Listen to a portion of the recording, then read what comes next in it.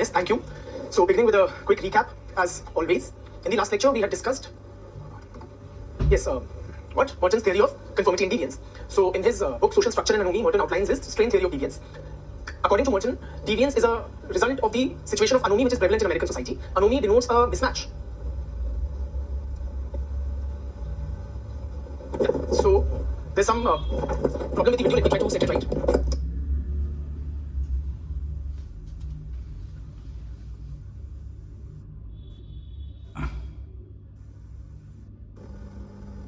Thank you. So in the last lecture, we had discussed Merton's theory of deviance, in which he had suggested that deviance is basically a product of society, or product of the anomy which is prevalent in American society.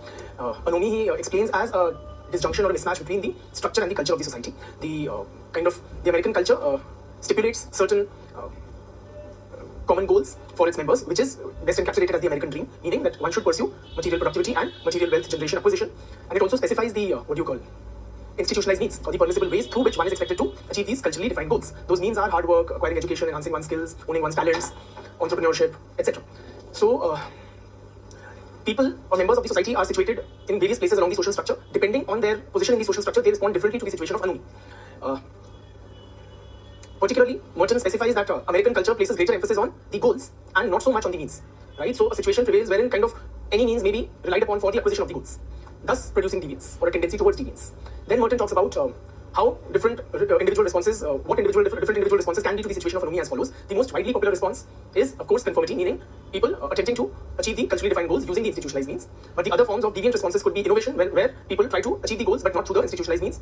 People from the lower class are more likely to exhibit this tendency. Then you have ritualism, wherein you give up on the goals but continue to pursue the means in like a daily ritual. Merton suggests that people from the lower middle class are more likely because they have been strongly socialized into the institutionalized means, but they are in dead-end jobs like low-level bureaucrats.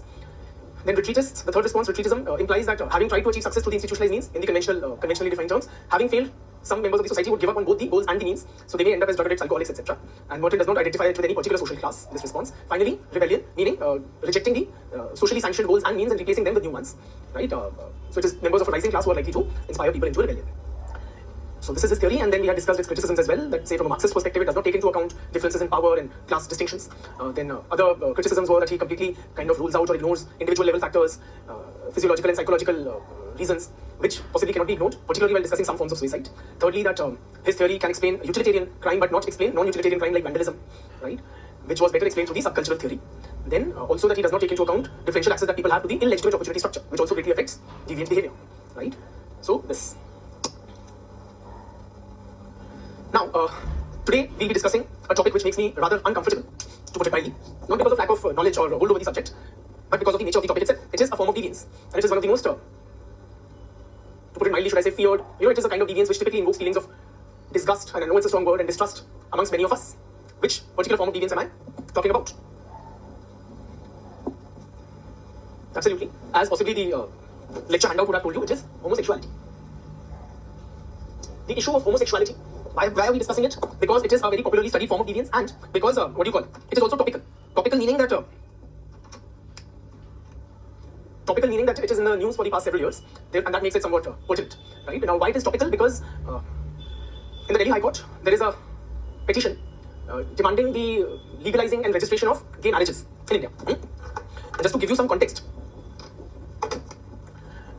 behind this, so how it, or what has happened is that 2020, also, so 2020 has seen a petition in the Delhi High Court demanding legalizing gay marriages, for legalizing gay marriages, or same-sex marriages, rather same-sex marriages, yeah. Before that, in 2018, the Supreme Court of India had struck down Section 377 or watered down Section 377 of the Indian Penal Code, thereby decriminalizing homosexuality.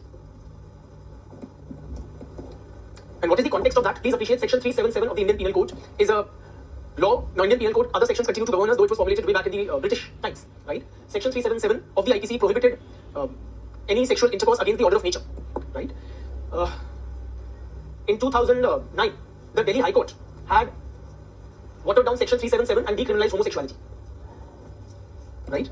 Then, Supreme Court had, after a few years, reversed. I think in 2013, it had reversed the Delhi High Court judgment and thereby recriminalized homosexuality in India by upholding Section 377.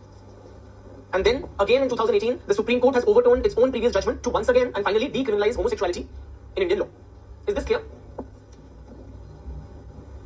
I repeat, there is a section 377 of the Indian Penal Code which criminalizes homosexual intercourse. In 2009, the Delhi High Court had, in a case called the Nas Foundation case, it had decriminalized homosexuality by watering down section 377.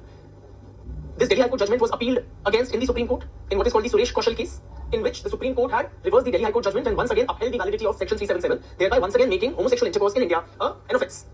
And then in 2018, the Supreme Court has for good decriminalized homosexuality in India by watering down section 377 of the IPC. And 2020 witnessed the filing of a petition. Now that homosexual intercourse is legally permissible with this 2018 judgment, the gay rights activists saw it as a natural progression that gay marriage be legalized, and therefore they have filed a petition to that effect in the Delhi High Court.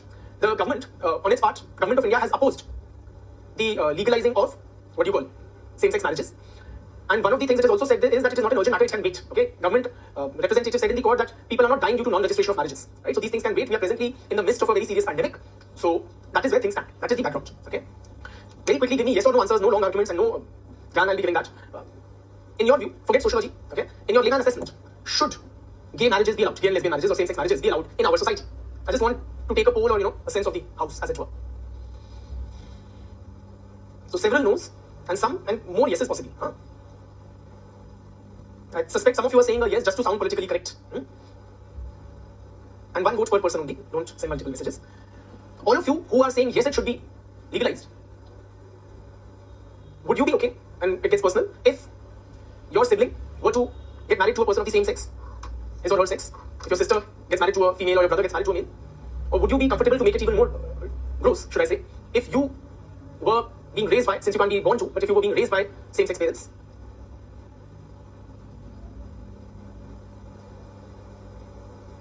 Fewer yeses now, yeah? All of you flag bearers of homosexuality, or being all for gay rights and all, raise your hands if you are a homosexual. How many of us are homosexual? Let's see. We're all flag bearers of gay rights. Just type a yes, okay, if you are homosexual, and don't need to type a no if you're not.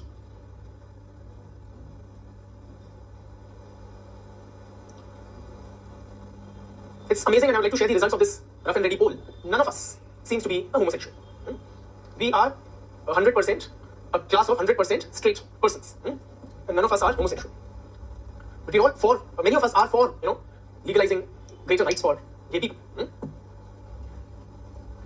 My next question goes out to those of us who oppose homosexuality or increasing rights to gay persons, whether they oppose legalizing same-sex marriages, or you would also oppose possibly, and many of us may, the striking down of section 377 and legalizing homosexual intercourse in the first place. Why do we oppose homosexuality? Now you may give me some reasoning or try to be as brief as possible in your responses. So it's a major deviance in society. You don't need to be a sociologist. Tell me as a layperson, okay? I want to get a feel of how are we as a people. I know sociology enough. It is against our cultural norms, against our values. It is against the law of nature. It is against Indian culture, beyond our customs. It sounds gross. See, that is the kind of reactions it elicits. It is due to some hormonal problems.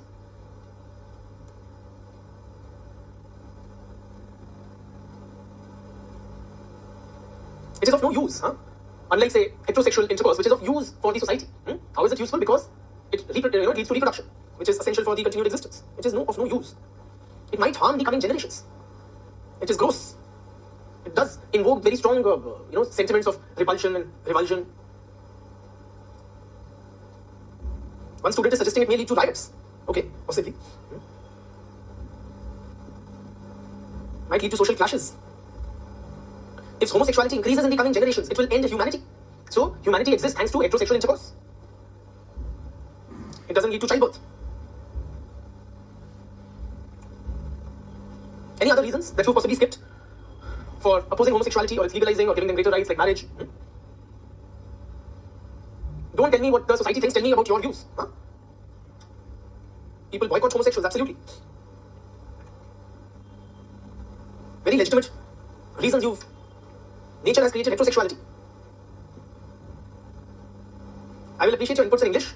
Once a student is suggesting that if we further encourage such behavior, then it will gather momentum, right? So we will end up with more homosexuals in the society, the more we kind of legalize and, make it accepted. People are ashamed of homosexuals, absolutely. One student is suggesting, I think it's not even real.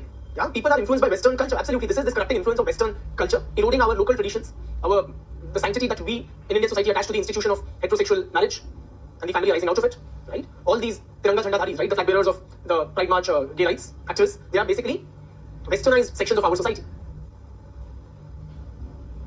It will lead to an imbalance in the sex ratio. Okay, the fertility rate may be affected. That is how we are conditioned. We consider only a man and a woman to be a couple. It is pseudo-liberalism. Huh? If they become a majority someday, we will suffer. So the society may be overrun by homosexuals, and that will have disastrous effects for the society. I'm not. These are the students' inputs that I'm sharing with you, just to be sure. Okay, so one student is suggesting we've not even empowered our women till now, and now this new segment of society has cropped up, making their own demands. We're not yet finished with the agenda of women's empowerment. Possibly that is where we should be focusing, rather than these trivial and side issues like homosexuality. There will be zero births. Procreation will end one day. Thank you, friends. Those were very legitimate inputs, very commonly found explanations and views against homosexuality. Now, trying to understand the issue holistically, let us first appreciate when does the subject or when does our discipline, okay, when does sociology start looking into this issue of homosexuality for academic interest. So Ken Plummer writes that Ken Plummer suggests that the discipline of sociology by and large ignored any or kind of ignored human sexuality. So the early sociologists, till as late as 150 years, right, from the early sociologists or the founding fathers, till as late as for the next 150 years, very little attention was paid to the issue of human sexuality. It was only in the 1960s that for the first time, human sexuality began to be investigated. Ken Plummer was writing sometime in 2012. Okay. For the first 150 years of its existence, the discipline of sociology pretty much neglected any analysis of human sexuality. Only in 1960s did some serious studies begun being conducted. And in 1990s, homosexuality, particularly, or what we call alternative sexualities, they began to be studied as late as only 1990s in what is known as queer studies. So a kind of an academic sub-discipline called queer studies or queer theory developed in the 1990s. And that is when we have started investigating this phenomenon of homosexuality in some detail. Okay. Now, in a very large number of societies, including our society, homosexuality has been condemned, considered a deviance, and in many societies, including ours till recently, it was also made illegal by the law of the land. In Indian society, friends, please appreciate it is not just the government of India which has opposed the legalization of same-sex marriages. Not just the government of India opposes it. Against homosexuality, there is a very popular consensus in the society. That consensus has been reflected by the stated official positions of numerous political parties. Why I mention political parties? Because they apparently represent the public sentiment, the public mood, right? Whether it is the Bharatiya Janata Party, the Samajwadi Party, the Indian National Congress, all of them have publicly opposed homosexuality in varying stages, whether it is decriminalizing homosexuality, that was opposed, etc. And most importantly, it is the members of the society, ordinary members of the society. Most of us, if a blanket statement could be made to that effect, are against homosexuality. And with good reason, I will explain why. Just give me a second, please.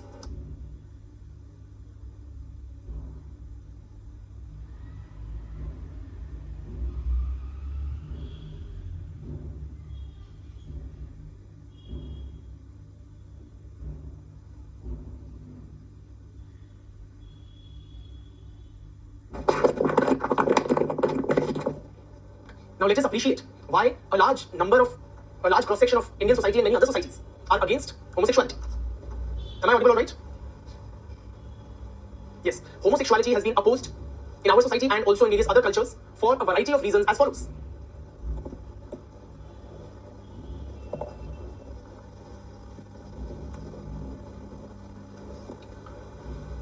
To begin with, friends, it is considered as perverted sexual behavior. It is simply put abnormal. It is not what quote-unquote normal people do. It is unnatural. It is against the order of nature. So nature intended human beings to, or a man and a male and a female in the human species to come together in the sexual act for the purpose of procreation. That is the natural order of things. In nature, the act of sexual intercourse is linked with reproduction, and homosexual intercourse cannot result in reproduction. And why just humans? This is the law of nature even in the animal kingdom, across species. It is the male and the female of the species who come together in the act of sexual intercourse. That is how Mother Nature intended things to be. So it is against the order of nature, or it is unnatural. It is also immoral and against the teachings of every major religion. Religion being a very important source of human morality across cultures. You know, when Delhi High Court had decriminalized homosexuality, and then it was challenged in the Supreme Court in the Suresh Kaushal case. Suresh Kaushal was a Delhi-based astrologer who had filed a petition against the Delhi High Court order. Right? So he had opposed a Hindu Delhi-based astrologer, and his views were supported by a very wide cross-section of religious leaders. Just to give you a sense of the wide opposition to homosexuality, some of the organizations which have publicly opposed homosexuality, when this case was going on, and the court ultimately sided with these people who were opposing homosexuality by recriminalizing it or upholding Section 377, the Vishwa Hindu Parishad. Swami Ramdev, a very popular yoga guru amongst the Hindus. Jamiyat Ulema, the body of Muslim clerics. Cathedral Church of Redemption,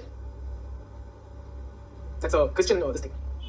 Judah Hyam Synagogue, okay, that's a body of Indian Jews. We have a very minuscule population of Jews, but for what is its worth, they also opposed homosexuality. You pick up the religious scriptures, whether it is the Holy Quran or the Holy Bible or the Torah, very penal provisions are prescribed. Strictures have been passed condemning this practice of homosexuality. So on this issue, please appreciate our society or religious communities are quite divided on a variety of issues, right? But on this particular issue, they all came together, literally, publicly condemned the decriminalization of homosexuality. So it is against the teachings of every known major religion, against the most respected scriptures, if one may argue, which contain the kind of cumulative, wisdom of the ages of mankind. It is also criticized because homosexuals are known to engage in non-monogamous sexual behavior. Do you personally know any gay persons? Possibly amongst your friends? Just type in yes if you do. So several of us are in personal acquaintance of homosexual people. If you have a peek into their sex lives, or if you have that kind of an equation with them, try to find out what is the number of sexual partners that they have. They are typically or often found to be non-monogamous. See, the heterosexual union of a man and a woman, that is sanctified in the institution of marriage. Marriage in many cultures, including our culture, has a certain sacredness associated with it. So it is a kind of a holy social institution, somewhat inviolable.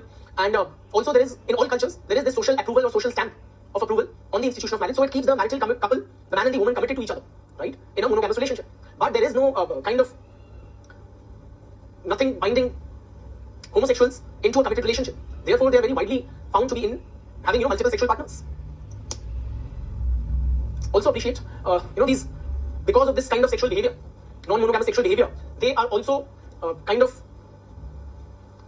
sexually transmitted diseases are found more prevalent in the homosexual population. They are basically, if I were to put it crudely, right? They are kind of transmitting sexual diseases from one person, contracting them, sending them to another, thereby engendering public health.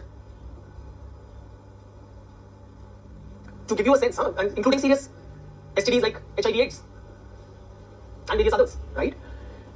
And this is also borne out by statistics, friends. To share statistics with you, NACO figures I'll be sharing, National AIDS Control Organization. Okay. Now this is a government established nodal agency for AIDS prevention. Now National AIDS Control Organization figures, let me share with you. The HIV prevalence rate, and these are 2010-11 figures, which are the latest available in the public domain.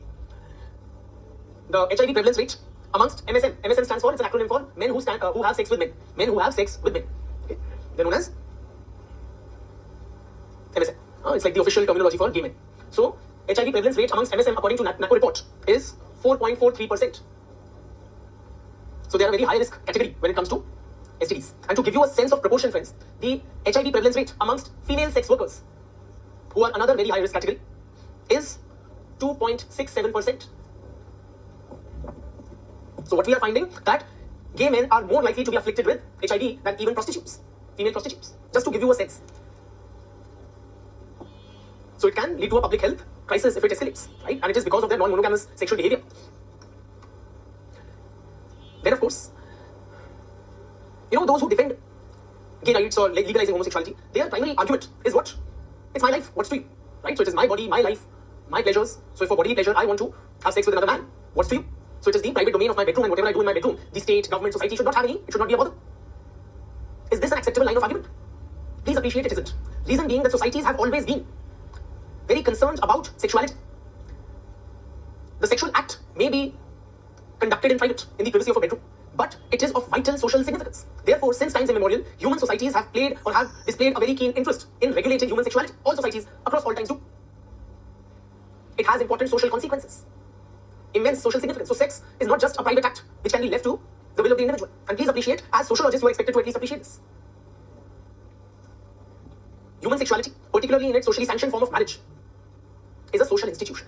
Right? When these guys are talking now about legalizing marriage between people of the same sex, it is not just about individual pleasure or freedoms. The society has a vested and very high stakes. It has a vested interest, very, very high stakes in regulating human sexuality. Why? And the government of India has said as much in the court while opposing that it is a social institution and it is not just about the individual couple. It has significant social consequences. There are numerous rights and duties which follow from the recognition of such a union. So point is, friends, your sexuality is not just your private matter. It is of great importance to society, and the society has always regulated it, and it has good reasons to regulate human sexuality.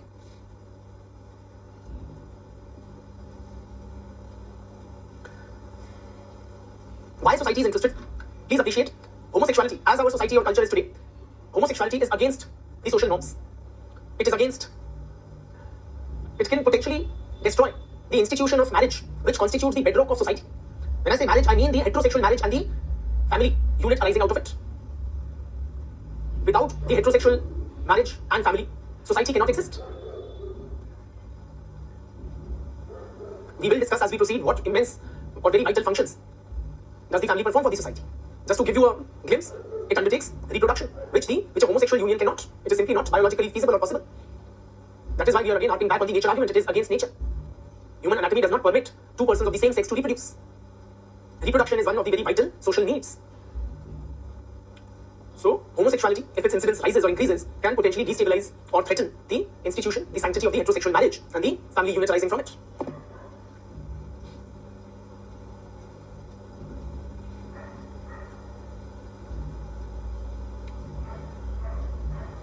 Also, friends, please appreciate, various psychological and sociological studies have suggested that a child, for his healthy overall development, requires in his life the presence of both a mother figure and a father figure.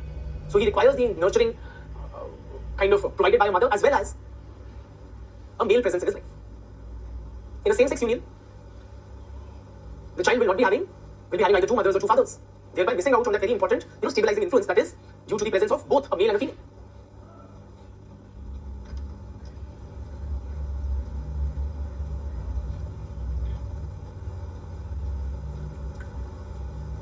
If we accept more and more such demands, like first was the demand to decriminalize homosexuality, now we are confronted with this demand for legalizing gay marriages or same-sex marriages.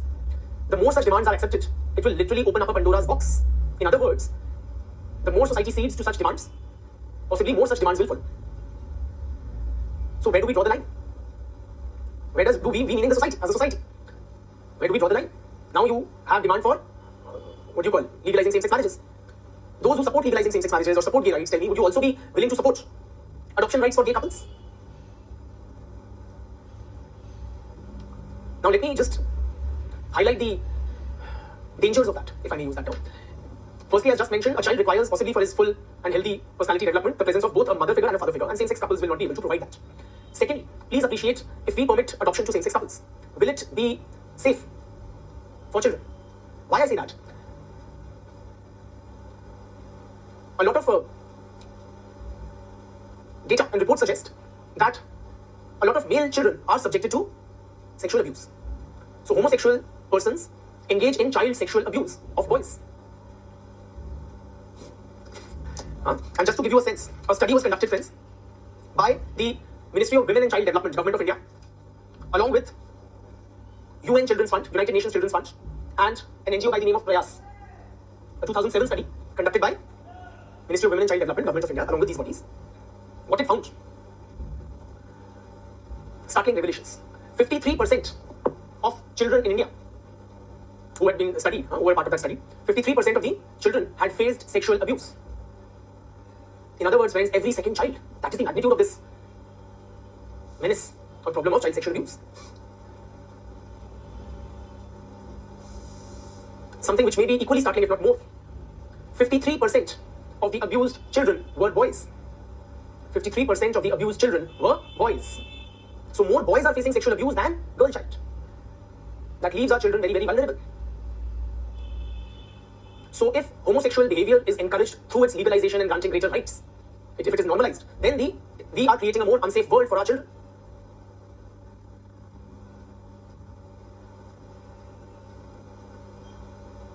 Coming back to the adoption, imagine if a same-sex couple, say two men, they adopt a child. Now it is not their biological child. So what if they rear that child only to subject him to sexual abuse or to make him a sex slave? What disastrous consequences it will have for the psychological, emotional well-being and health of the child.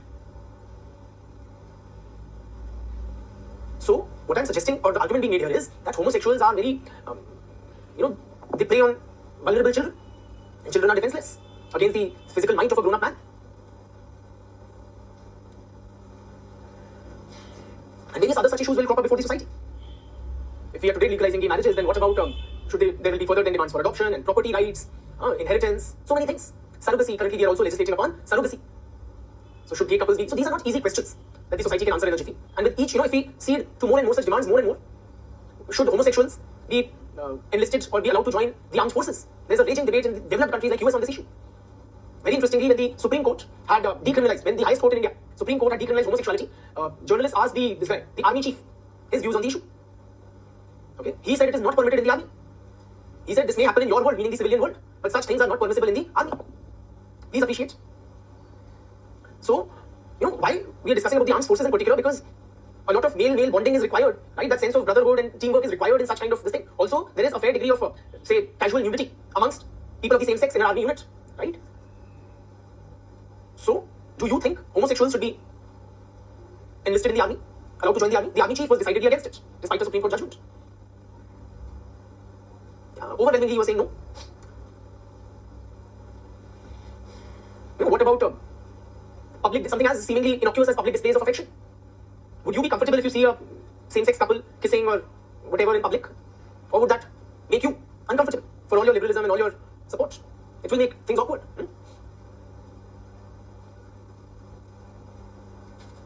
Right? And if this argument is accepted, argument for gay rights, which is what? My bodily pleasure, what's to you? What's to the government? What I do? If that is accepted, then human degeneracy will know no limits. Or it will, the same moral argument can be made for various other forms of sexual perversions in society. For example, the argument is that it is my body, whatever I want to do with it, or whoever I want to make love to, I should be permitted. How does it affect you? You meaning the rest of the society. Please appreciate. Then same argument can be used for various other sexual perversions to legitimize or justify them, such as pederasty.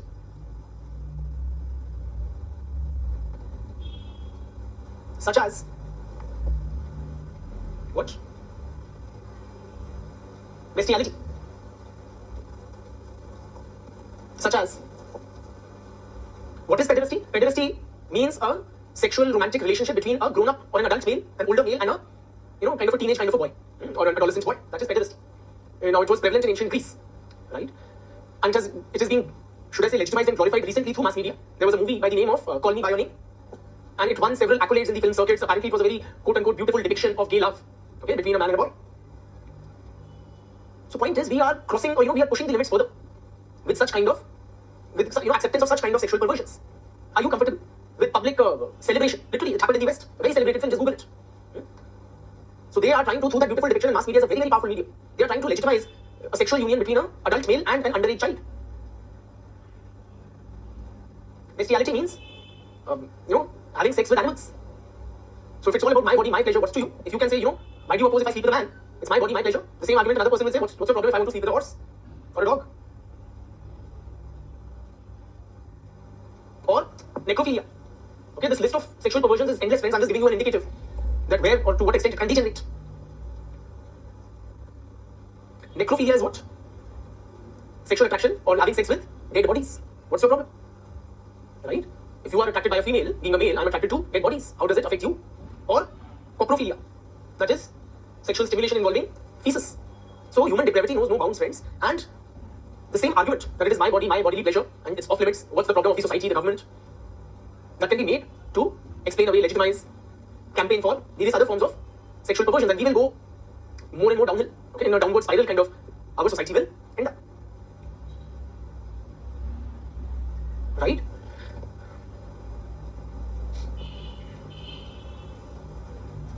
Also, friends, what else?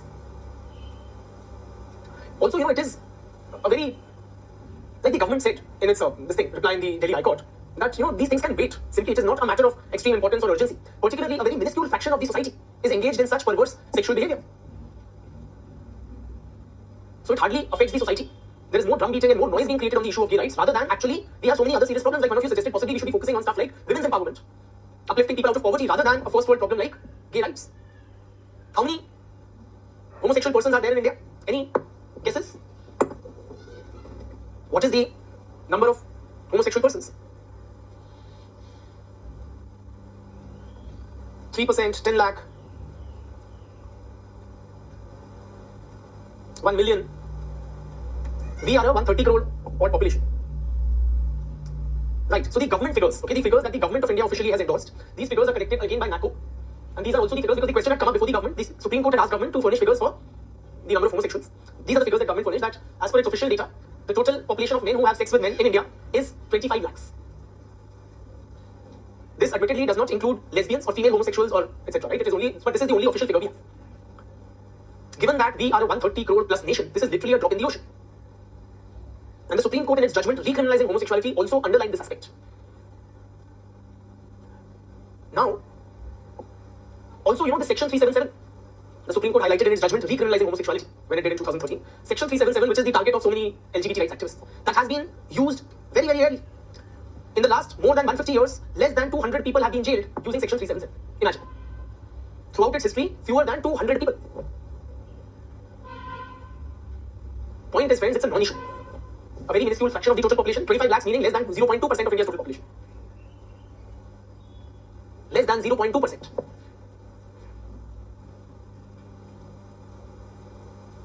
Critics therefore suggest it is, this is kind of a corrupting influence of Western culture. It is against Indian traditions, Indian culture, the sanctity that we associate with the institution of the heterosexual marriage. In Hindu culture, marriage is a very, very sacred bond. For how many years do we get married? Tell me, friends, in Hindu culture. For how long? Yes, 7 janams, right? Or 7 lives. So, it is basically a corrupting influence of Western culture, leading to promoting degeneracy in our society. Khud to barbaad hai, now they are doing it to us. Having themselves treaded down this path, they are now thrusting this alien concept down our throats.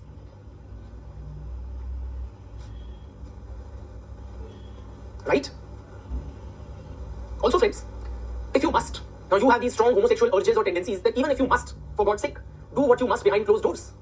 Why do you have to make a tamasha out of it? Why this public, outcry, this hue, this whole circus? June, please appreciate, is celebrated as the Pride Month by the gay rights activists. They would conduct public marches and come out with, LGBT festivals or film festivals and whatnot. If you must conduct these perverse sexual behaviors you must engage in, then please do so behind closed doors. Why must you thrust your sexuality in my face? In this sense, please appreciate that, we particularly Indian society, we are a very conservative society. In our society, even heterosexuality, which is the norm, is not a subject of public discussion.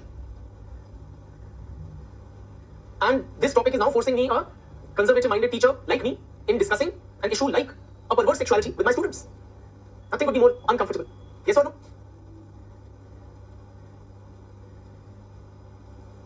Even heterosexuality is not discussed in our families or classrooms or, in the public sphere. We consider it too private a matter and confine it to the walls of the bedroom.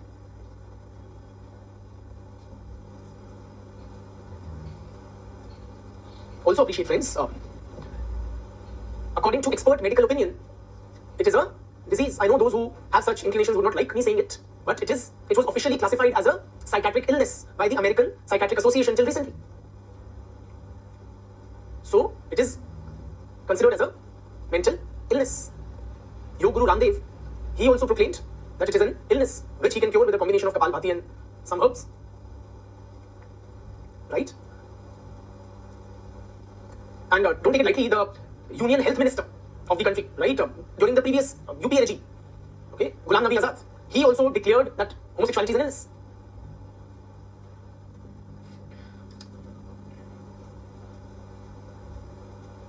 Okay? So point is, friends, that we should not encourage such perversity, such degeneracy, thereby, because any such encouragement given to such kind of a deviant phenomena or deviant sexuality, it will only spiral. It will further multiply the problem in the society.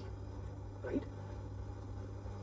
That is why there is such society-wide consensus against homosexuality. Forget legalization. Okay, it has been legalized today, but is it accepted in your and my homes, in our communities, in our samaj, in our society? Despite legalization, can you walk into your house with a same-sex mate? Absolutely not. And now I hope we have some appreciation of why we oppose homosexuality. So, we should kind of nip it in the bud rather than encouraging and fueling such kind of deprivation.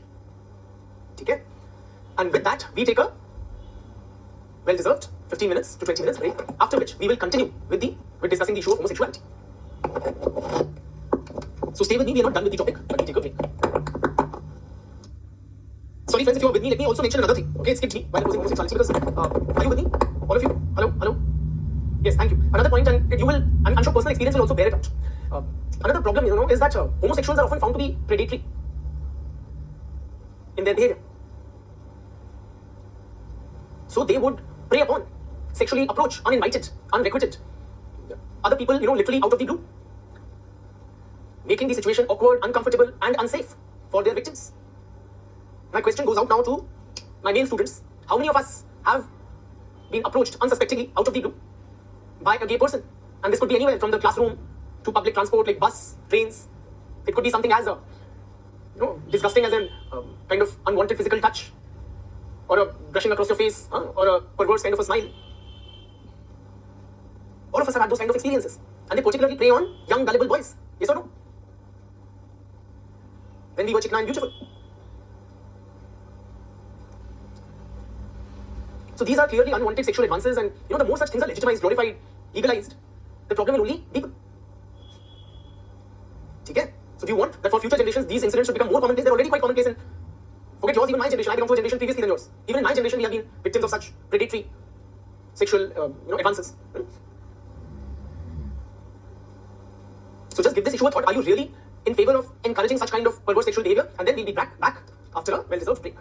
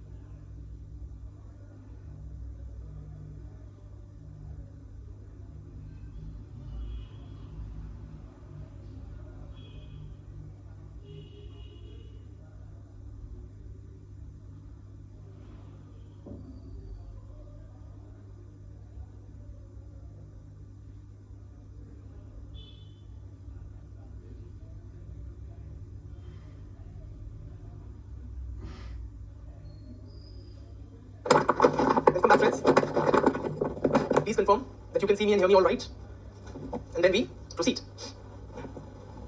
Right? Chali, thank you. So, in the last segment, we have made out a very, should I say, perhaps a strong case against homosexuality. I just want to get a sense of you guys. Have I been able to somewhat convince you, all those flag bearers of gay rights, that is not something which is possibly, the right path to go?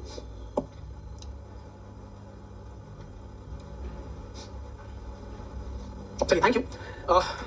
A lot of you have given an answer in the affirmative, right? Having viewed or understood, appreciated the social hesitation, repulsion, and disapproval of homosexuality at some length, let us now tell me, friends, so what should we do really with this segment of the population, these 25 lakh odd men, right, who are possibly homosexual? I mean, how do we deal with this problem? One solution, if I may suggest, how about, nipping it in the bud, as we were saying, so how about imposing the death penalty? Okay, if you were given the option, and it does exist in several countries, like Nigeria and Yemen and Brunei and the Saudi Arabia and the UAE and closer home like Afghanistan, Pakistan. How do we tackle this thing? No, so you guys are thinking like that's too harsh, that's not the Indian way. Too extreme and too harsh, most of you are suggesting. So some of you are suggesting let's boycott them.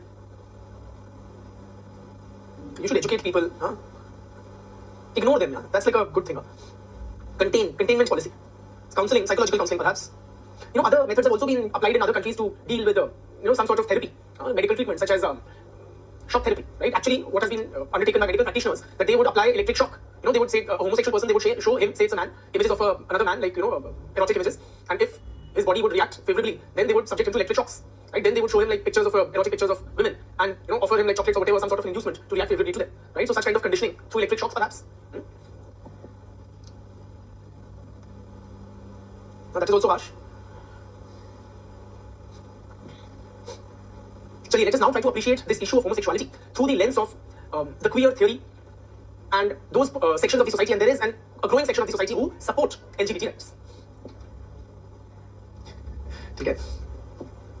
So, queer theory, as I had hinted earlier, friends, it had developed during the 1990s. And what queer theorists suggest, basically, okay, now this will be more in favor. Queer theory suggests that, please note down, human sexuality is not rigid and fixed. Human sexuality is not rigid and fixed. Instead, human sexuality is fluid, dynamic.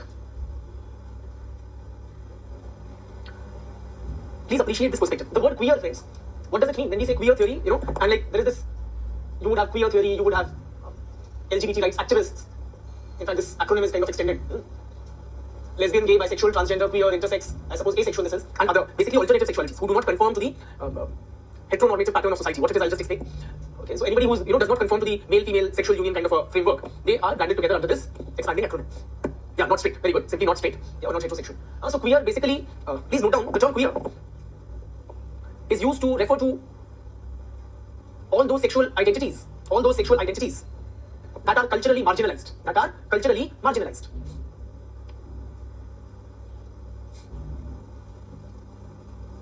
So what queer theorists do, they challenge heteronormativity. Challenge or question heteronormativity.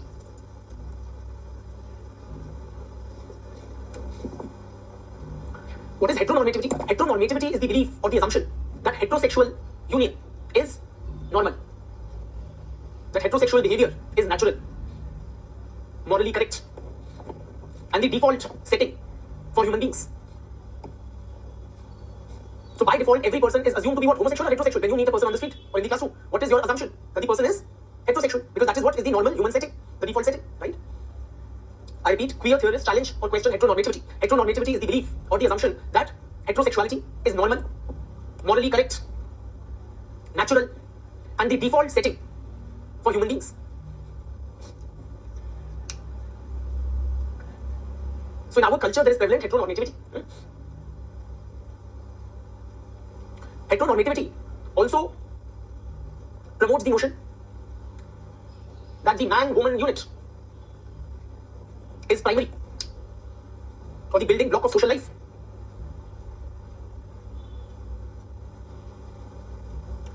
And that this union must be privileged or sanctified through law, government, religion, ideology, okay, education, every which way. We are promoting that this man-woman union is the normal, natural, desirable kind of a unit. And the family arising out of it, its rights, its whatever, its legal status, all of it is also sanctified through these various mechanisms.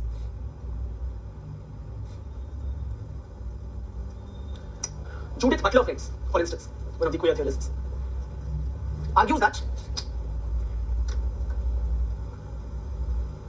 a heteronormative culture assumes that gender and human sexuality are fixed and natural. Okay, but these are not fixed or natural, rather these are socially constructed.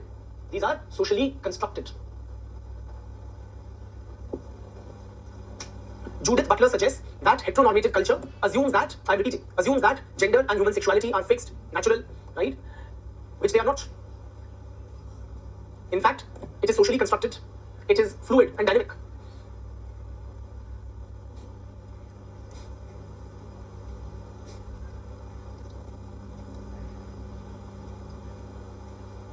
Forget the whole goddamn world. Look into your own Girivan, okay, into your own heart, and tell me, have you never felt attracted to a person of the same gender? Have you never marveled at the beauty? Say if you are a man of a Hrithik Roshan or a Leonardo DiCaprio, whoever is your type. One student is calling it a man crush. Or if you are a female, have you never felt a desire towards a Katrina Kaif or a Hema Malini, whichever is your type? Those of you who are emphatically saying no, okay, it is because of this ingrained heteronormativity and cultivated homophobia that we have such kind of closed minds.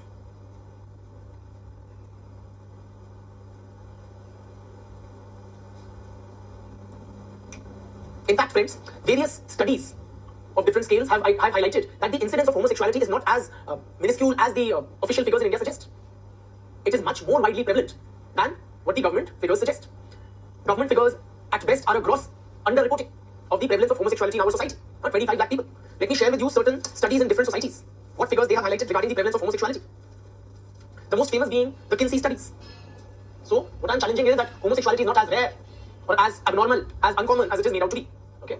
Kinsey studies by Dr. Alfred Kinsey. Okay, now Alfred Kinsey, he came out with a book by the name of Sexual Behavior in the Human Male in 1948. Sexual Behavior in the Human Male, and it was followed by Sexual Behavior in the Human Female in 1953. What is the extent of, or the incidence of homosexuality which they found? Our government said what? Less than 0.2%. And what Kinsey suggests? 46% of the male subjects had reacted sexually to persons of both sexes in their adult lives. Every second man, this means, has had an homosexual encounter. I repeat, 46% of the male subjects had reacted sexually to persons of both sexes in the course of their adult lives. 10% of American males were almost exclusively homosexual for at least 3 years. And since then, this has become almost like a ballpark figure quoted by various gay rights activists that it is assumed that in any population, near about 10% of the population should be considered as homosexual. Okay, now these were conducted long back, but more recent studies have also highlighted that the prevalence of homosexuality is much more than what this figure would indicate. I'll share some recent studies with you. 2015 YouGov survey in the UK. What it found? 72% of all adults identify as totally heterosexual. 72% of all adults identify as totally heterosexual. Meaning what? The other 28% do not. They are either bisexual or whatever. Dentsu study. Dentsu's estimates for 2015 LGBT population in Japan. YouGov survey is also 2015. Then Dentsu study. According to Dentsu, 7.6% of Japan's population is LGBT.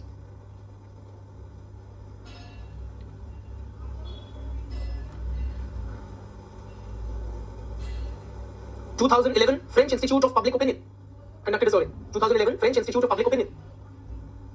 3% respondents identified as bisexual and 3.6% as homosexual. The French was in 2011. Be that as it may, friends. So point is, it is not 25 lakhs, right, or 0.2%. The more large-scale surveys would indicate anywhere between 6% to 10% at the very least. The French Institute of Public Opinion survey found 3% respondents identified as bisexual and 3.6% as homosexual. Okay? So it is not as uncommon as it is made out to be. A person may be homosexual for some period of his life, for some years.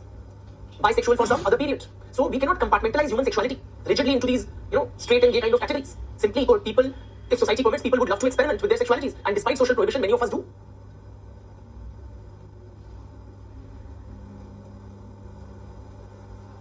That is what queer theorists are arguing. That it is not fixed or rigid. There is no, this argument about natural. Please appreciate human sexuality is a social construct. It is not natural. Okay. Anyways, even if you are heterosexual, it is kind of a social construct, just like homosexuality is. Also, there is no great shakes about it being natural or unnatural. Why should that be an argument in any way? I mean, human sexuality, even otherwise, forget homosexuality, even otherwise, it is not all natural. There is significant technological intervention. For example, even contraception is not natural.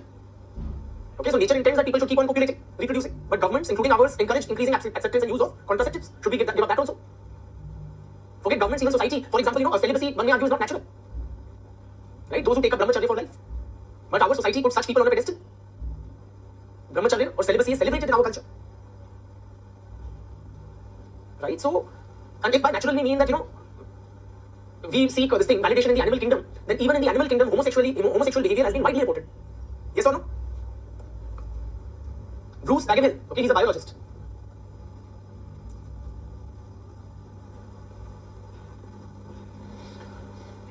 He suggests that same-sex behavior has been documented in over 450 species of animals.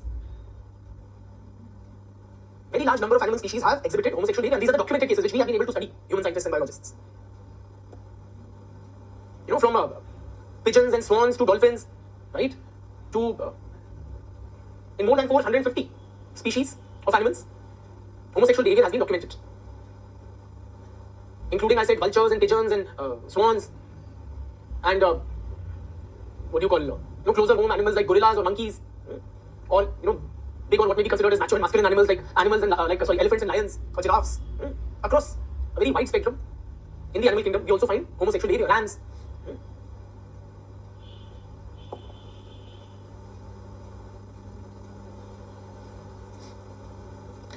Also, this accusation that it is a Western cultural influence being kind of thrust on Indians. What is your assessment? Do we have any tradition of discussing, celebrating, or at least tolerating homosexuality in pre-British India? Or is it a British invention that they thrust on us?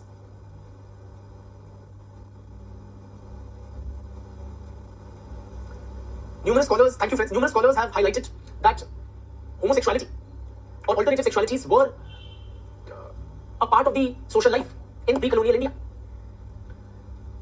Scholars like Ruth Vanita and Salim Kidwai,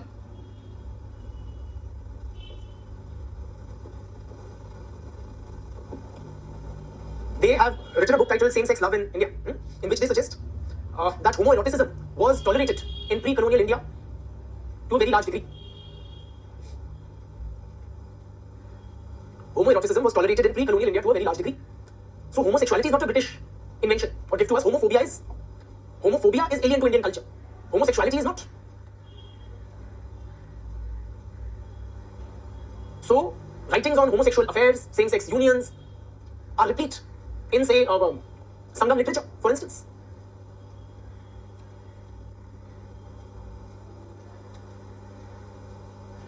In a book no less than the Rig Veda, it says, Vikrati evam prakriti. Vikrati evam prakriti. Meaning what? That which seems unnatural is also natural. That which seems unnatural is also natural.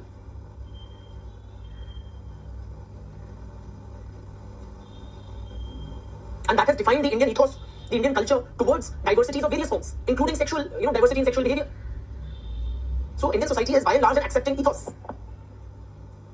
Whether it is, religious differences. So I may worship a particular deity and you another, but I would have no qualms with it. That is why we have this thriving religious diversity. Same was the case in pre-colonial India with diversity in human sexuality. So it is not something which is alien to Indian culture. Geeta Thadani, she has written Sakyani. So the Sakhi tradition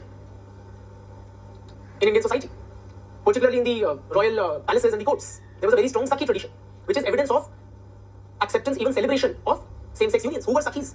What do you mean by the word Sakhi? Today it is translated as a female friend, right? But that bond between, say, a queen and her Sakhis, it went beyond platonic friendship. So they would often be lovers and companions and emotionally involved.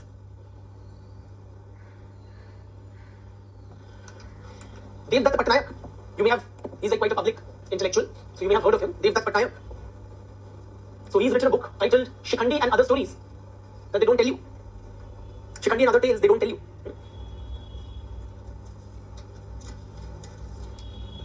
Wherein he highlights that Indian tradition has always acknowledged same-sex tradition and same-sex unions, same-sex love and same-sex unions. And we find ample evidence of it. It is before our eyes, whether it is temple architecture. You go to Ajanta, go to Ellora, go to Khajuraho, you will find depiction of same-sex love on the temple walls. Various mythological tales and narratives, they have also amply captured, depicted same-sex unions and same-sex love. Please appreciate now one problem, what Western influence has had on our society. In our culture, we used to distinguish between same-sex love and same-sex sexual activity.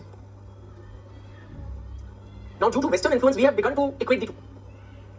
Earlier, we used to distinguish between same-sex love and same-sex sexual behavior.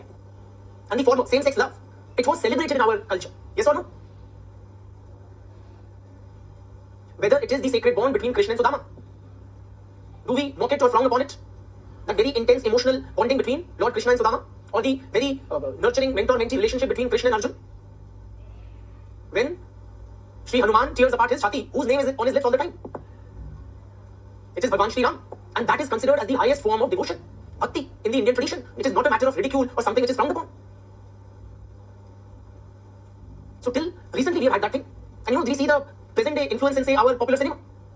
There are so many films glorifying, friendship between two men, like Sholay, the prime example. And it was never considered to be, a matter of ridicule or condescension or derision or something. And oftentimes movies would depict that, two men, they are so strongly emotionally attached to each other that they would give up the female, lead for each other, sacrifice her, sacrifice their families, and so on. Okay, the West have discovered this called bromance only recently. Our bromance dates back to centuries. So we have always distinguished between same-sex love, which is respected, celebrated. Forget mythology and movies. You tell me from your life, have you ever not felt emotionally strongly attached to another person of the same sex? Have you never cried for a male friend if you're a boy? Or a female friend if you're a girl? We all have had those moments. Right? ये प्यार नहीं तो क्या है? Huh? What is it if not love? In mythology, Devdutt Patnaik illustrates very beautifully. In Indian mythology, so many same-sex unions have also been sanctified. For example, there is this mythological tale of the union of Mohini. Who is Mohini? She is the female avatar of Lord Vishnu and Lord Shiva. So the story goes that during Samudra Manthan or one of these encounters with the Daityas, okay, the Devtas, they wanted to wake up Shivji from his tapasya, okay, and he was in deep tapasya. So they requested Lord Vishnu to somehow wake up Lord Shiva. He would otherwise not get up. So Lord Vishnu, he took this avatar of Mohini, a female enchantress, a very beautiful damsel, and then he used his charms over Lord Shiva. And Lord Shiva, he kind of got awake, and he was so enchanted with Mohini that they ended up consummating that relationship, and they bore a child out of that union called Hari Harputra. Okay, the union or the child of Hari and Har.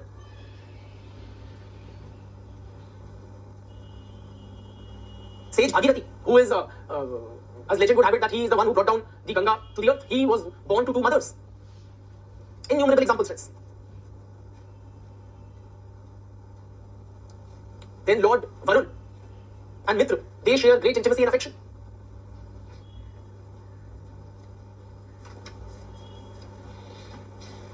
Okay, so point is, friends, that same-sex unions, same-sex love, we have a very long tradition of their depiction and even celebration in Indian mythology and tradition. These are not alien to Indian culture. Varun and Mitra.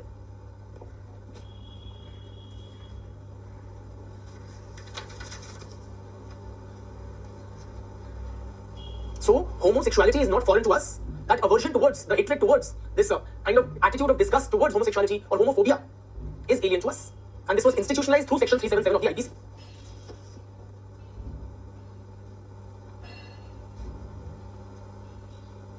Please appreciate how outdated Section 37 of IPC is.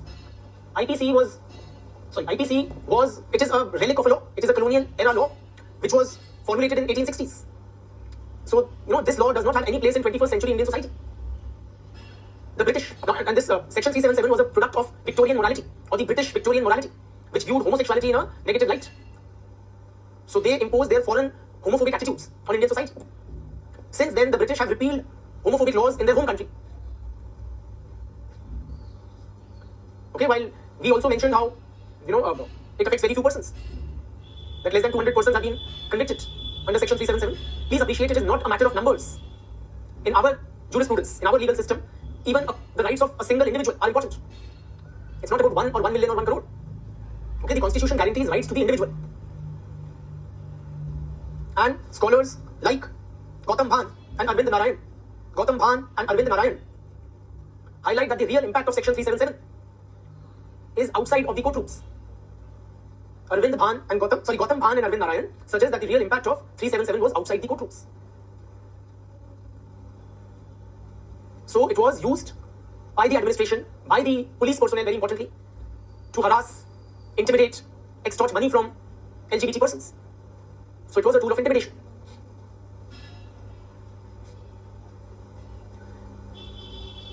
Legality also shapes the morality of the society. So see, law and social norms, they have a two-way relationship, right? Laws are a codification of the prevailing or the existing social norms, as also laws can kind of pioneer or herald a new morality. So for example, even if there was public support for practices like untouchability or social acceptance of untouchability or sati, progressive legislation prohibited these activities, and then the social norms also changed, social attitudes also changed.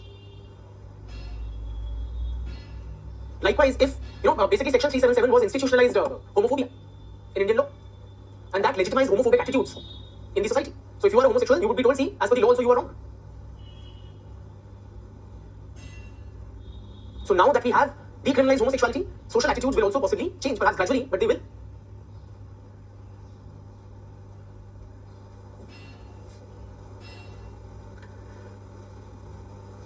Section 377 was a source of immense emotional stress, psychological trauma for LGBT members of the society. Granting greater rights to LGBT persons is also in sync with the United Nations Declaration of Human Rights, as also the Yogya Karta principles.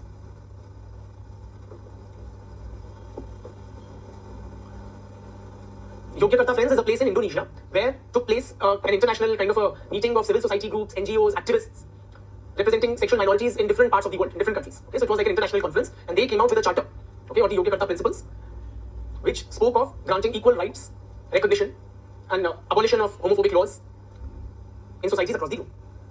So, more rights to the LGBT are also in sync with the Yogya Karta principles, as also the UN Declaration of Human Rights. A lot of human rights activists have supported decriminalization of homosexuality and granting greater rights. So it's not just a matter of gay rights, it's a matter of human rights. Please appreciate.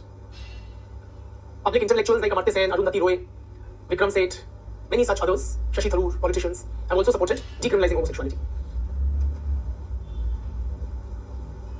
Even NACO was in favor of decriminalizing homosexuality. Why? Because, criminalizing an activity pushes it underground. So, meaningful interventions could not be made. Promoting safe-sex practices could not be done effectively when the practice was illegal. So if it is decriminalized, civil society groups, government bodies can make effective intervention to promote safe-sex practices, and that will bring down the STD rates. Right?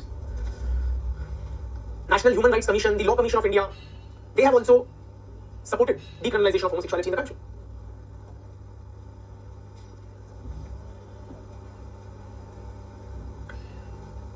Its proponents would argue, those who support LGBT rights, that it is intrinsic to our right to life and liberty. What about child sexual abuse? How do we deal with that demon? Undoubtedly it is a problem, but please appreciate it is not one which can be pinned on LGBT alone. So almost 50% of the children who faced abuse were girls, who were abused by presumably heterosexual men. But nobody ever makes a case for abolishing heterosexuality. The point is, don't throw out the baby with the bathwater. The problem is child sexual abuse and not the sexual orientation of the perpetrator. So both girl and boy children face abuse. Are you with me? So we do need mechanisms, and we possibly have under POCSO, okay, Prevention of Child Sexual Offences Act, or you have bodies like the NCPCR. So that is a problem which needs addressing, but requires other mechanisms rather than demonizing or abolishing homosexuality altogether. Right? So we must have legislative and policy framework to address the problem of child sexual abuse without demonizing a particular sexual orientation.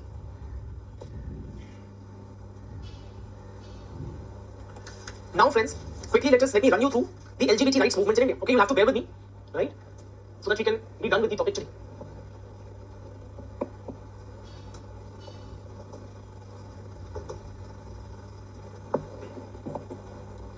LGBT rights activists would argue that each and every one of us should have equal right to love, an LGBT person is as much an Indian citizen as any other. So why should he be denied the right to love, the right to express his sexuality in the same manner as other sections of the population have? Yes or no? You are curtailing my basic human freedoms. Now friends, coming to the LGBT rights movement in India. What do we know about it? Very quick inputs. How old is it? Anything. What are its various dimensions? What do we know about it? Anything and everything. Quick. It's a decade old. Aligarh. Any aspects of it? Anything you know about the LGBT movement? What do they do? Who are they? What kind of activities? 2 decades old. Okay, pride marches, absolutely. So they have this rainbow flag representing diversity of sexualities. Nukkad nataks they do, street theatre. So we seem to be somewhat not in the know too much. The first gay pride parade was held in Calcutta or Kolkata, yes.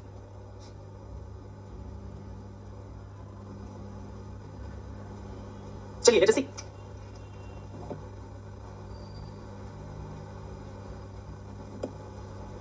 Let us try to explore the LGBT rights movement in India. Some of you suggested that it's begun in the last 10-20 years. While it is true, friends, that the movement has simply gained greater public visibility and greater momentum in the 1990s, okay, and onwards, but the roots of the LGBT rights discourse can be traced back to the early decades of the 20th century. Early decades of the 20th century, the first stirrings, the first writings on the issue were already in the public domain, and I will share with you how. Way back in the 1920s, friends, Odia poet Gopal Bandhu Das wrote, and the name of his work was Poems Written in Prison. Poems Written in Prison. So Gopal Bandhu Das was a Gandhian freedom fighter, and this is widely acknowledged as one of the first homoerotic literatures in the country. It was in the Odia language.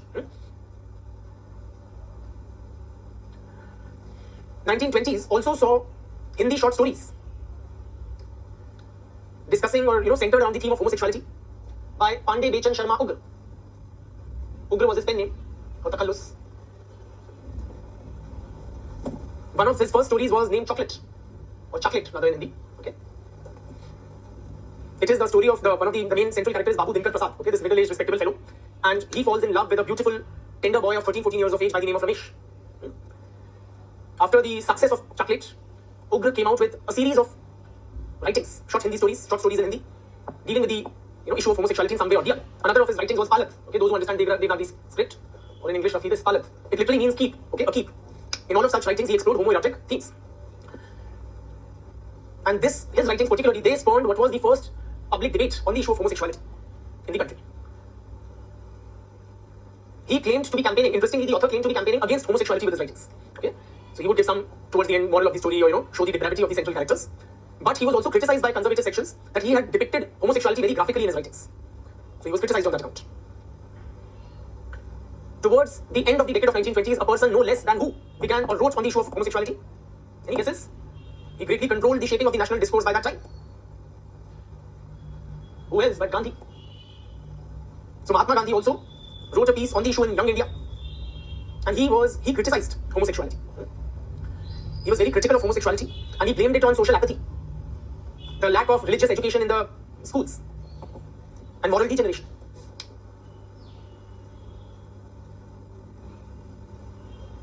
Nevertheless, point is, friends, that homosexuality became somewhat of a publicly discussed issue because of the controversies thus generated. The 1930s and 40s witnessed a lot of Urdu literature being published on the issue of homosexuality. One of the celebrated poets, Firak Gorakhpuri, he wrote publicly defending ghazals, which were written to celebrate the beauty of young boys. So there were several ghazals which celebrated the beauty of young boys.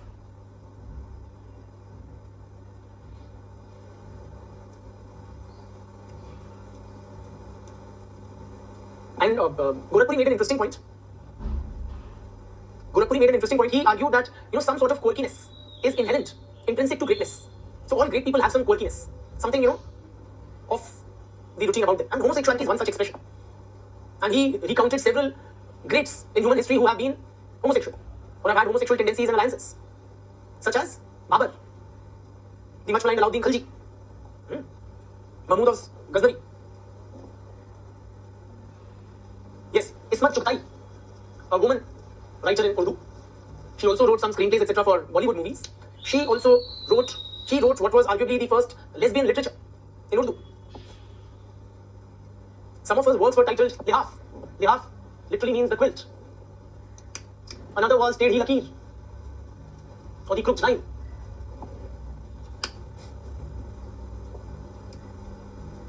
The 1970s witnessed the first systematic assessment and detailed study of homosexuality in India. It was in the form of a book named The World of Homosexuals. The World of Homosexuals, by a very well-known, publicly celebrated personality, but not for this reason, Shakuntala Devi. So, Shakuntala Devi is of course, she was known as the human computer and known for her very fast processing of numbers and all, globally renowned for that. She was a child prodigy. When she grew up, she was married to a civil servant who happened to be a homosexual, and because of that, their marriage remained unconsummated. Right? So they ultimately eventually separated. But coming out of this personal trouble because of her husband's homosexuality, she wrote a very surprisingly very sympathetic kind of account of the plight of homosexuals in India. This was also the first public call for decriminalization of homosexuality. The World of Homosexuals, that was the name of her book.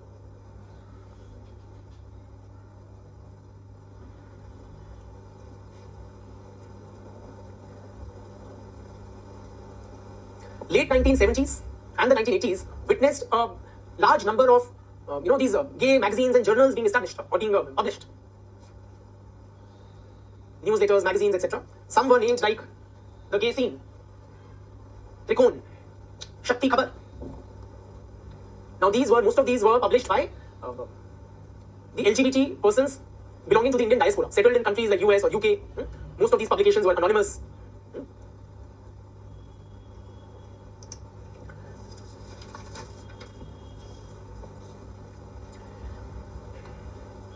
1990s witnessed the real blooming of the LGBT rights movement in India, or queer consciousness coming into its full form.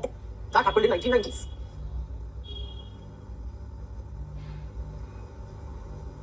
So in the past 3 decades, we have seen kind of increased activism on the issue of LGBT rights. Why? What has changed? Or what was this significant change which has possibly contributed to increased emphasis on or activism on LGBT issues since 1990s? Anything, friends? Globalization, very importantly, the internet, absolutely. The LPG reforms, absolutely, friends. Absolutely, you have it on the mark. Suparna Bhaskaran highlights that the full maturation of queer consciousness in India coincided with these other important developments, namely economic reforms, increased cultural connections with the diaspora in the West. So NRIs and PIOs, we as a country, including the government, started inching closer to them. So because of increased diaspora connections, our society, also because of satellite television, the opening up of economy, we were increasingly exposed to Western, the achievements of the LGBT rights movement in the West, the discourse which was prevalent over there. Very importantly, also began the influx of funding supporting LGBT rights from international donor agencies. In fact, Subir Cole, what he suggests that during the 1990s, many NGOs, they gave up working on other issues and instead started focusing on HIV/AIDS prevention and protection of LGBT rights because of the heavy influx of funding from the West for these issues. So 1990 activism has witnessed many aspects. There has been a surge in academic writing. All these people I mentioned, Geeta Thadani, Salim Kidwai. So a lot of academic writing on LGBT themes by Indian scholars. Film festivals being conducted where they would showcase works of LGBT directors or LGBT themed pictures being screened. Of course, another thing that happened was the internet. Now the internet became a platform because of the it became a platform through which members of the community could come into contact with each other because of the cloak of anonymity which internet provides. People could congregate around the issue of LGBT rights. That facilitated activism, not just for dating, right? It also ended the social isolation and the psychological feeling of loneliness from which the members of the community suffered. Right, friends? Because otherwise, or in pre-internet days, people would think that I am one of this kind, I can't discuss it with my friends, and this is some abnormality in my psyche or my sexual predisposition. But you go online and you feel, and you see nowadays you download the app, right? You have these geospatial dating apps. And you would find, say, 100 people within a 2-kilometer radius. So that would end your social isolation. Enable community formation. Facilitate reaching out. Psychological counseling would be undertaken. So those members of the LGBT community, say, contemplating suicide or coming out to the family or not, and so on. all that was facilitated by the internet or the advancements in communication technologies. It also enabled community formation, mobilization, counseling, sex education, safe sex practices being promoted, and so on. A quick look at the legal aspects of it. Now, before we come to the legal aspects, let me just give you some background, okay, some sociological background. Michael Foucault, he is a must-quote fellow while writing on any issue of human sexuality. He's written this magnum opus by the name of A History of Sexuality. History of Sexuality by Michael Foucault. I'll come to the legal in just a bit, okay, it will flow from Foucault. So what Foucault suggests, that sexuality is a social construct. Now, how societies perceive sexuality, that has changed with time. That has changed with time. Before the 18th century, and he's talking about the West primarily, not India-centric, but it becomes relevant. History of Sexuality, that's the name of the book. Before the 18th century, any discussion on sexuality focused on heterosexual unions between married couples for the purposes of reproduction. So sex was seen as an instrumental activity to achieve reproduction, and any all public discourse on human sexuality focused only on this aspect. Simply put, the sex life of married couples for bearing children. But thereafter, okay, so 18th century and onwards, what happened? Western societies increasingly started taking interest in what Foucault terms as the world of perversions. The world of perversions.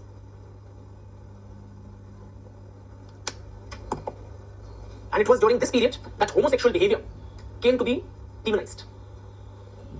Homosexuals were now deemed to be a danger to the society.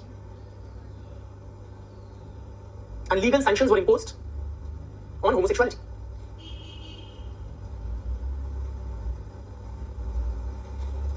By 1860s, homosexuality, so it was not only now illegal, by 1860s, it began to be medicalized.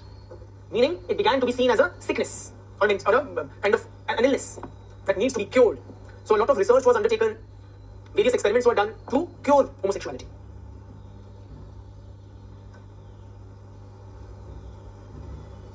So, what do you call? Doctors, the medical practitioners, psychologists, they acquired a lot of power in the process. Now these guys came into the picture as the experts on human sexuality and began searching for cures.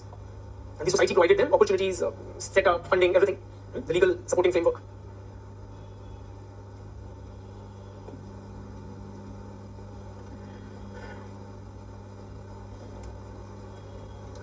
Coming to the Indian legal mistake. Okay, so point is, it became illegal in the West at a particular juncture in its history, as Foucault has highlighted. Then that same morality or legal framework was superimposed on India. And that homophobia, institutionalized homophobia, was otherwise alien to us. It was imposed in India in the form of Section 377. Now let us come to the challenge to Section 377, okay, that we have seen since the 1990s. The first legal challenge was in the early 1990s by an organization named AIDS Bhedbhav Virodhi Andolan. AIDS Bhedbhav Virodhi Andolan. It's a Hindi name. It means what? AIDS is AIDS. Bhedbhav means discrimination. Virod means to oppose. Okay. Andolan means a movement. Okay. Or agitation. So it is a movement opposing discrimination against AIDS patients. Okay. Very roughly. So AIDS Bhedbhav Virodhi Andolan. They challenged. See, it was a very interesting thing. They wanted to distribute condoms to promote safe-sex practices amongst prison inmates in Tihar jail in Delhi. Okay. It's a very famous jail. The then head of the jail was the celebrated cop Kiran Bedi, and she refused permission. The rationale for refusing permission to them was that it will further encourage an illegal behavior. Homosexuality then was illegal. Right. So if we distribute condoms, we are literally telling them to engage in homosexual intercourse.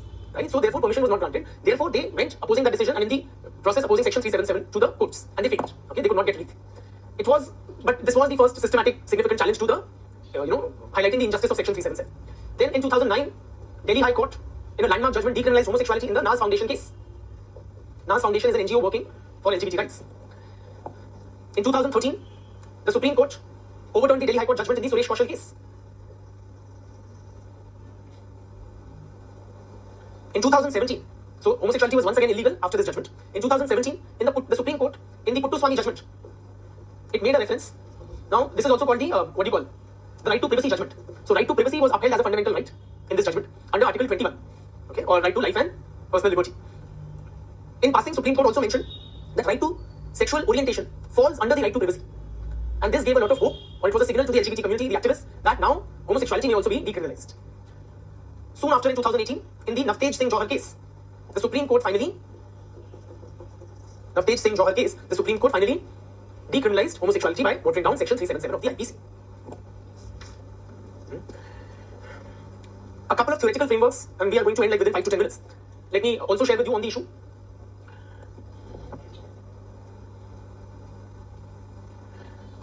Gail Rubin, constructed an erotic pyramid regarding the social respectability and acceptance of different sexual behaviors. What is the sexual pyramid? On top of the pyramid are heterosexual married couples in monogamous relationships. Heterosexual married reproductive couples are on the top of the erotic pyramid. Okay, so say this is a pyramid regarding the how society views sexuality. Here you would have on top straight married reproductive couples. Below them are unmarried heterosexual monogamous couples. Unmarried heterosexual monogamous couples. Okay, like this. Below them are other heterosexuals. Other heterosexuals.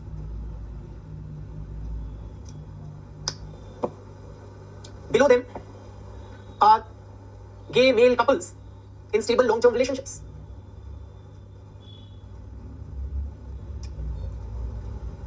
Gay male couples in stable long-term relationships. Below them are bar dykes and promiscuous gay men. Bar dykes and promiscuous gay men. What do we mean by bar dykes? Basically, lesbian women who would go hopping from bar to bar in search for sexual encounters with other women. Okay, something of that sort. And promiscuous gay men, promiscuous in the sense non-committal, and those who would have multiple partners. Amongst the most despised sexual identities, so further below, are transsexuals, sadomasochists, sex workers like prostitutes and pornography models. And who are the lowest, the most despised in this erotic pyramid or the hierarchy of sexual identities? No, you guys are getting it wrong. None of you are able to guess correctly. It is those who cross generational boundaries. Those who cross generational boundaries. Okay.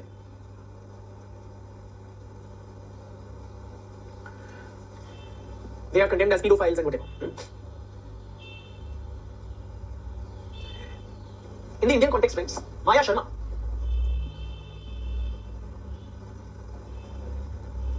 has talked about the plight of poor working class lesbian women. Poor working class lesbian women. She has highlighted their plight through her writings in various cities as well as villages. Basically to dispel the myth that it is an urban phenomenon of the educated elites. Maya Sharma has highlighted the plight of working class lesbian, poor lesbian women, thereby dispelling the myth that it is an elite phenomenon confined to the cities and the westernized elites. Right? Finally, a quick critique of the LGBT movement in India through the pen of Ashley Tellis. Ashley Tellis has criticized India's LGBT rights movement for ignoring issues of caste and class.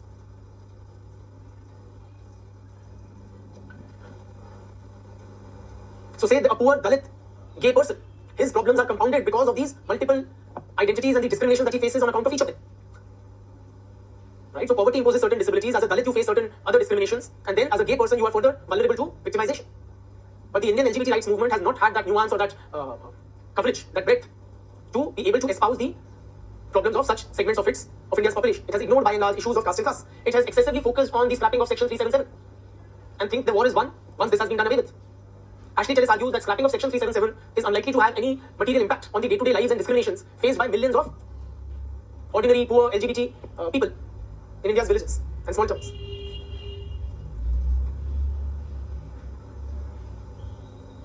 The LGBT elites in the cities, they have become a kind of ready target market for global capitalism. So it has led to the emergence of a pink economy.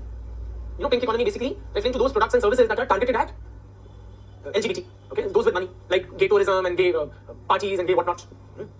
But this is kind of a very, this is buying into the framework of global capitalism. That's about it. And with that, we are done for the day. Thanks a lot for bearing with me for this very, very long while. Thank you. Where do we study this topic from? Only from the lecture notes, that should suffice.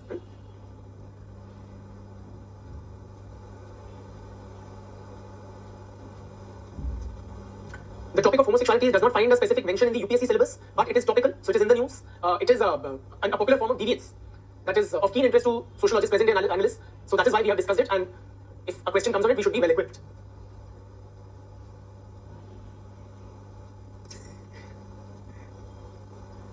Has it been asked in the past? I'm not sure. Perhaps or perhaps not. We'll have to check up that.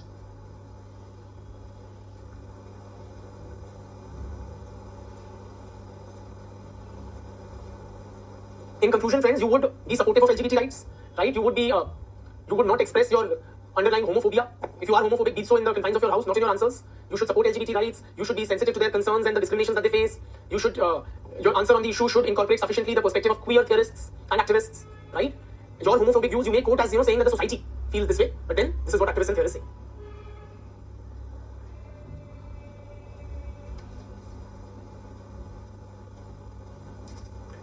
चलिए, thank you.